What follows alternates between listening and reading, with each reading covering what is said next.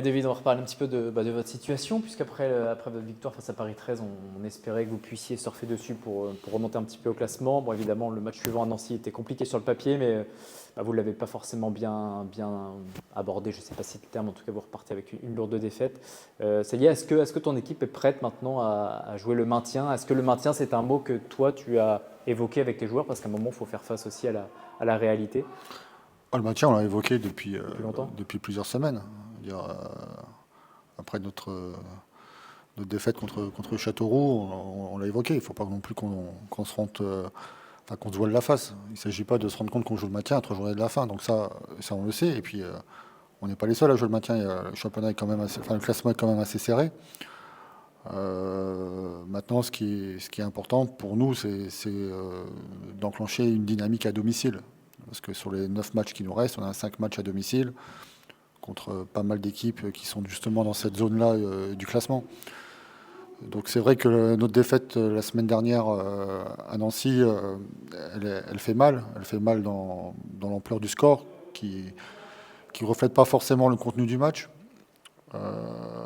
Parce qu'on tape 2 fois la barre sur la fin, mais on prend un but au début du match beaucoup trop tôt pour ensuite changer la donne. Mais voilà, on va essayer de s'inspirer de ce qu'on a fait contre le Paris 13 Atlético, où on avait décroché cette victoire importante à domicile, et puis retenir la leçon du match de Nancy. Nancy, où vous cédez une première fois sur coup de pied arrêté, Voilà. c'est pas ça aussi peut-être Voilà. qui est regrettable, c'est un coup de pied arrêté finalement C'est ça. qui permet ensuite aux Nancéens de dérouler. Ouais, ouais. Beaucoup, un coup de pied arrêté où l'adversaire marque trop facilement, je dirais, trop facilement. Et puis après, malgré ça, on a continué à jouer. On a la balle d'égalisation avec une belle action collective conclue de peu à côté par Belkacem Daliamar.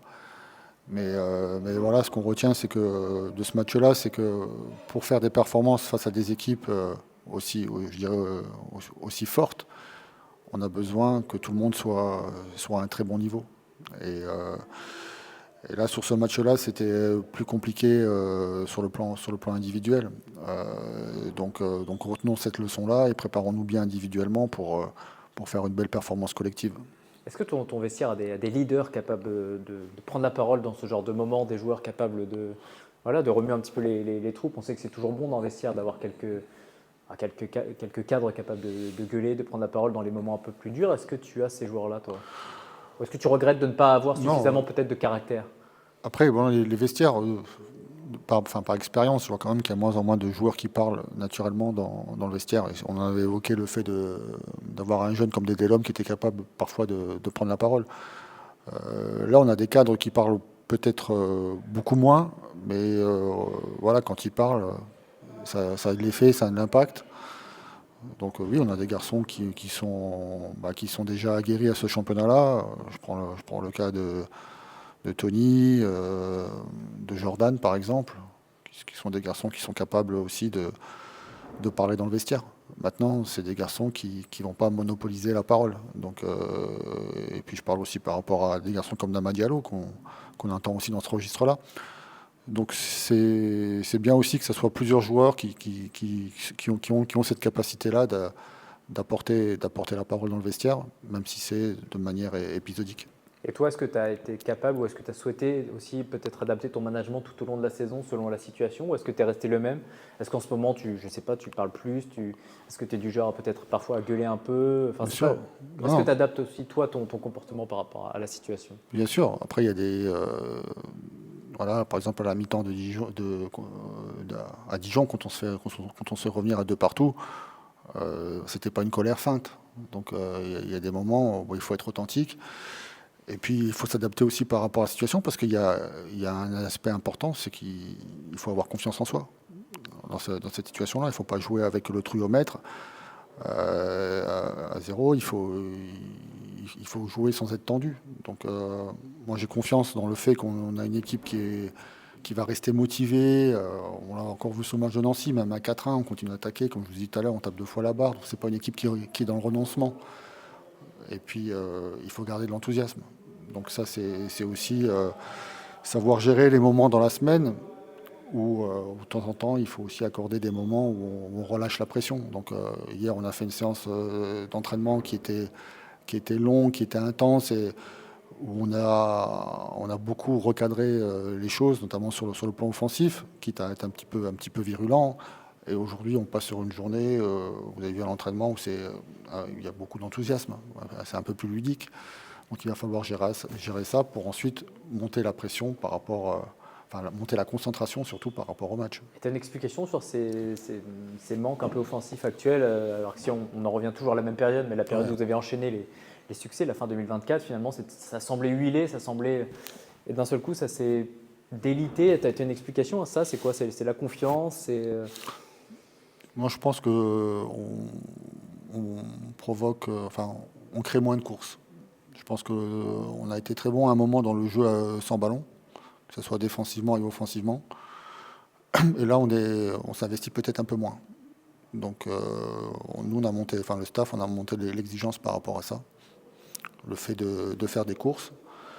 Et dans ce sens-là, on a apprécié aussi la rentrée en jeu de Yankuba Jarjou contre Nancy, qui nous a apporté ce qui nous manquait dans ce domaine-là au début du match. Quel rôle il a, Yacine, là-dedans? Parce qu'on se souvient que pareil, à l'époque où tout allait bien, Yacine avait commencé à avoir un rôle central, même on sentait qu'il y avait une connexion qui s'était créée avec Belkacem et même avec Isaac, et qu'il était parfois le rôle un peu central de tout ça. Quel rôle il a aujourd'hui?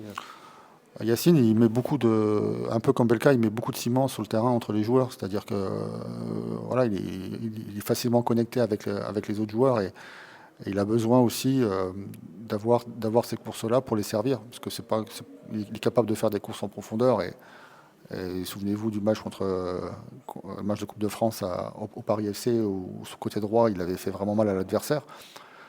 Mais voilà, c'est facile de coordonner ses appels avec lui, parce que c'est un garçon qui prend l'information.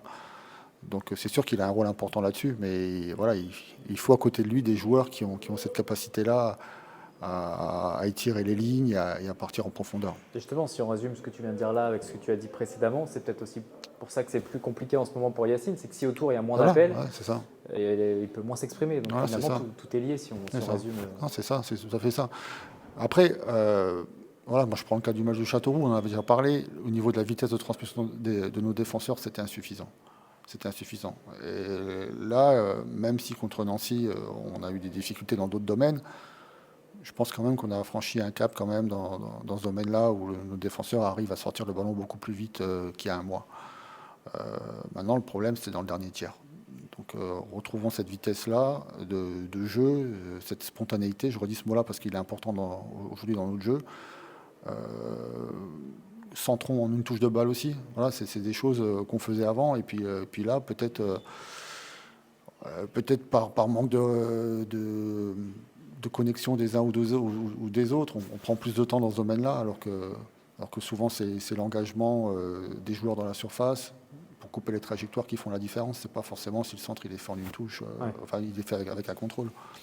Tu parlais de tes défenseurs à mettre absents, Ouais. en sélection. Qu'est-ce qu'il en est de Tony et de Yankuba que je n'ai pas vu ce matin à l'entraînement? Est-ce qu'ils c'est de la préservation ou ils seront absents? Non, Tony, ça va être compliqué. Tony, ça va être compliqué pour qu'il puisse jouer. Elle a une douleur à la cheville qui est persistante et puis ce matin, ça allait pas. Donc, je pense qu'on se dirige vers un forfait malheureusement pour Tony. Après, Yankou, non, il est resté en salle pour récupérer comme Belkacem. Et un petit mot pour terminer sur Aubagne, cette équipe surprenante quand même, promu de N2, on ne savait pas trop ce que ça allait donner. Ils perdent quand même Belkacem qui vient chez vous, qui était un de leurs joueurs majeurs, même si là il avait passé que quelques mois là-bas. Mais une équipe surprenante qui arrive à révéler quand même pas mal de joueurs. Qu'est-ce que toi tu peux dire sur cette équipe d'Aubagne? C'est une belle équipe. C'est une belle équipe dans sa manière de jouer. Il y a des joueurs qui sont très techniques. Donc il y a des joueurs qui respirent le foot. Donc, et puis ils ont pris confiance sur certaines prestations, notamment au début du championnat quand ils ont battu Boulogne 3-0. Non, ça va être une équipe, en tout cas dans l'animation offensive, qui est capable de nous créer des problèmes. Donc c'est pour ça qu'il va falloir que nous on soit très compact dans ce match-là. Parce que d'ailleurs cette équipe-là s'était imposée ici contre Rouen aussi. Parce que ce qu'elle fait à domicile, elle est capable de le faire à l'extérieur. Maintenant, elle n'a pas forcément non plus d'enjeu, que ce soit pour le maintien ou pour la montée. Donc en termes de motivation, il va falloir qu'on montre que nous, on a un match en jeu à jouer. Vous n'étiez pas forcément programmé pour jouer le maintien en début de saison. On ne parlait pas non plus de monter, mais on pouvait s'attendre à ce que vous soyez là en haut. Est-ce que ça y est, est-ce que vous avez pris conscience que le maintien, ça fait peut-être plusieurs semaines d'ailleurs que vous êtes conscient de ça, mais que maintenant, il faut vous mettre en configuration maintien. Et est-ce que ça change quelque chose dans la manière d'aborder les rencontres? Ouais, après, c'est sûr qu'on n'avait pas pensé à jouer le maintien. Après, la saison, elle était quand même difficile. On a eu beaucoup de nouveaux joueurs. Même moi, je suis nouveau. Un nouvel entraîneur, un nouveau staff. Après, on a eu une période de moins bien où on a su gagner contre Paris 13, qui nous a fait du bien. Et c'est vrai que maintenant, on va dire c'est le sprint final, où chaque rencontre, ça va être considéré comme une finale, on peut le dire.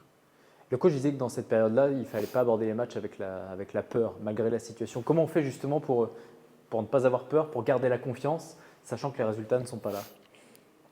Après, je pense que ça se joue dans la tête aussi. C'est vrai que commencer le match sans peur, ça peut aider. Après, ça va être difficile pour certains parce que chaque personne gère ses émotions différemment. Ouais.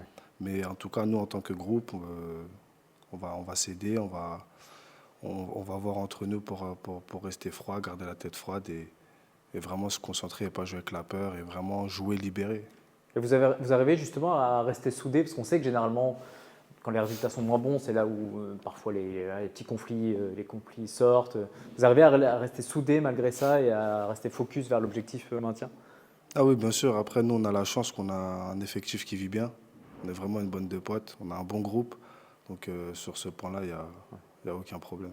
Le coach disait tout à l'heure que ce qui pouvait expliquer vos difficultés offensives du moment, c'est qu'il y avait peut-être moins de courses des attaquants, notamment des appels. Est-ce que toi tu le ressens? Parce que toi tu es souvent celui aussi qui lance les attaquants dans la profondeur. Est-ce qu'en ce moment tu sens que tu as peut-être un petit peu plus de difficultés à trouver tes partenaires?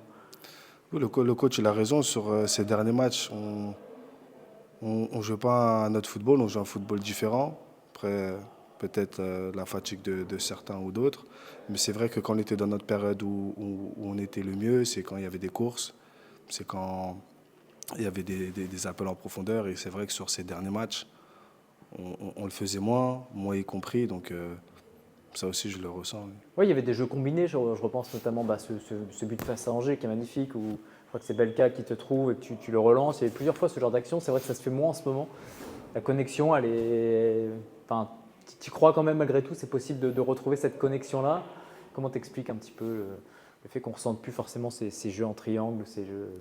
Oui, oui, j'y crois. Après, je pense on traversé une phase difficile. Et voilà, malheureusement, dans l'équipe, on a eu pas mal de mauvaises nouvelles. Je pense qu'il a dû Ouais. jouer sur l'esprit du groupe parce qu'on est vraiment un groupe. Et contre Paris 13, il y a eu du mieux. On a fait des courses. Et bon, après, on a perdu contre Nancy, qui est le leader. Mais non, sinon, à l'entraînement, les courses, elles sont là. Et je pense que contre Aubagne, c'est ça qui va faire la différence. Sans rentrer dans les détails, les mauvaises nouvelles, tu fais référence peut-être à la blessure de Jason et au fait que Belka a perdu son papa. C'est ça par Ouais, exemple voilà. Ouais, c'est ça qui ont pu exactement. rejaillir sur les performances individuelles et collectives. Ouais, bah, c'est sûr que ça joue un rôle parce qu'on est vraiment un groupe, on est soudés et voilà, ça nous a touchés et je pense que ça s'est reflété sur le terrain aussi. Un petit mot sur toi, alors c'est là où je te dis, on a déjà évoqué ce truc-là, ton passage en Ukraine, au moment où on reparle de la guerre entre l'Ukraine et la Russie, ça revient, enfin, ça n'a jamais disparu des débats, mais là on en reparle encore plus. Revenir sur toi, ton épisode en Ukraine, c'est vrai que c'est assez rare hein, d'aller tenter sa chance là-bas. Toi, tu n'as jamais eu peur de rejoindre l'Ukraine au moment où tu vas là-bas? Tu prends ça comme un défi, comme une possibilité de te montrer, c'est ça un petit peu l'idée au moment où tu y vas? Ouais, bah, en fait, je revenais de la blessure et une longue blessure et j'avais besoin de temps de jeu. Et à ce moment-là où les clubs où j'aurais pu partir n'étaient plus là. Et donc l'Ukraine est venue et c'était un beau défi parce qu'au final, on s'est qualifié pour l'Europe. Et je garde une bonne expérience. Après, c'était un moment particulier parce que j'ai pas vu mes enfants et l'atmosphère là-bas aussi, c'était assez froid. Ouais. Donc, non, après, ça reste une bonne expérience et de très, très grandes équipes. Et non, franchement, je j'étais content d'aller là-bas. Donc toi, tu es en Ukraine au moment où commence à avoir ces histoires entre la Russie et l'Ukraine, justement. Tu as été là-bas au moment où le conflit commence à... Le conflit, il avait déjà Il commencé. avait déjà commencé au moment où tu y vas. Il avait déjà commencé depuis à peu près un an et Ok. demi. Et ouais, après là-bas, j'ai vu des choses que d'autres personnes ne verront jamais dans leur vie, mais sinon, humainement, c'était une bonne T'as vu expérience. quoi, par exemple? Bah, j'ai vu que tu dors et t'entends un missile passer. Ça c'est pas tout le monde. Ou tu joues à un match et t'as la sirène qui sonne parce qu'il y a un drone explosif qui va arriver. Et après, t'es dans un bunker. Après, voilà, c'est... Quand je suis rentré en Suisse, j'étais content parce que voilà, ça m'a forgé, c'était une nouvelle expérience. C'est vrai que ça peut faire peur, Ouais. mais non, T'as eu peur? T'as eu peur à un moment? À un moment, ouais, à un moment j'ai eu peur, ouais. À un moment j'ai eu peur parce que ça se rapprochait de plus en plus. Ouais. On ne savait pas si ça allait se calmer. Et j'écrivais souvent avec un autre joueur français qui était là-bas. Ok. Donc non, c'était une expérience spéciale, à la fois bien dans le foot, mais spéciale humainement. Ouais, parce qu'en plus, comme tu l'as dit, tu étais loin de tes proches. Donc vraiment, Ouais. solo là-bas, faut quand même du courage pour dire je vais dans un pays en guerre sans mes proches. Voilà, faut quand même faut avoir faim de foot et il faut avoir vraiment envie de se montrer pour Ouais, tenter bah ce genre de défi. c'était ça l'objectif. C'était vraiment de montrer que j'étais revenu, que je peux jouer des matchs, que la blessure c'est du passé. Et j'ai essayé de montrer ça. Et voilà, aujourd'hui je suis à QRM, donc je suis content. Est-ce que tu as senti en Ukraine que le foot, justement, ça permettait d'oublier un peu tout ça, d'oublier la peur, d'oublier la guerre, d'oublier les missiles, que le foot et même plus généralement le sport, c'était un exutoire Ah pour oui, beaucoup? clairement. Oui, clairement, même tu voyais au stade, à chaque fois les matchs commencent, on doit faire une minute de silence. Tu as l'hymne national où les joueurs chantent et tout le monde se lève. C'est vraiment, quand tu joues le match, c'est vraiment un moment spécial là-bas. C'est pendant 1 heure et demie, 2 heures, c'est là où tout le monde oublie, quoi.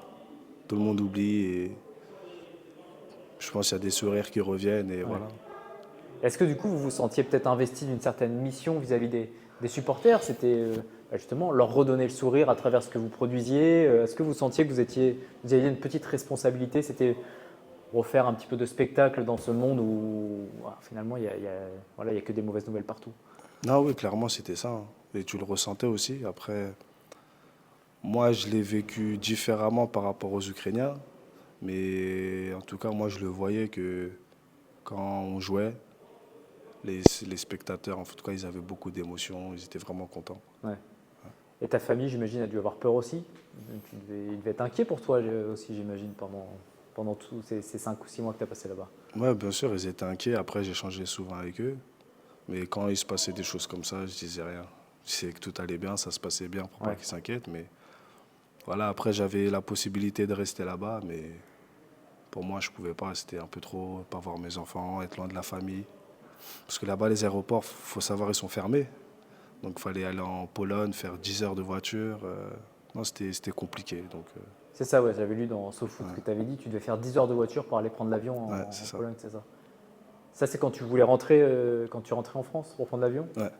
Et alors, les déplacements, comment ça se passait justement quand il y avait des matchs officiels quand tu étais. Ah oui, oui, oui. Les déplacements, c'était simple, c'était la galère à chaque fois. Comment ça se passait un petit peu les... Ah, les déplacements, c'était en train ou en bus. Mais c'était des longs voyages, des 10 heures de bus, 21 heures de train. Ouais. C'est long, c'est Il n'y long, avait c'est pas forcément de compliqué. barrière, vous n'étiez pas limité dans vos déplacements. Non, c'était juste voilà, bus et train parce que tu peux pas prendre l'avion. Ouais. Donc c'était des longs trajets qui sont épuisants. Donc c'était compliqué quand même. Ouais. Ok, donc pour terminer, retour à QRM, voilà, ta vie actuelle, ta vie du moment. Qu'est-ce qu'il faut vous souhaiter là pour le match face au Bayern? C'est réagir après Nancy, espérer ensuite pouvoir enchaîner, c'est ça, j'imagine, maintenant l'objectif de... Ouais, c'est ça, clairement, c'est réagir. Réagir, essayer de faire le meilleur match possible pour garder du positif sur les prochains matchs qui arrivent. Et voilà, chaque match est différent, il faut vraiment prendre match par match. Donc là, samedi, c'est Aubagne, c'est vraiment se concentrer sur Aubagne et essayer de faire le meilleur résultat possible pour après le match suivant, voilà, avoir des forces et la bonne mentalité.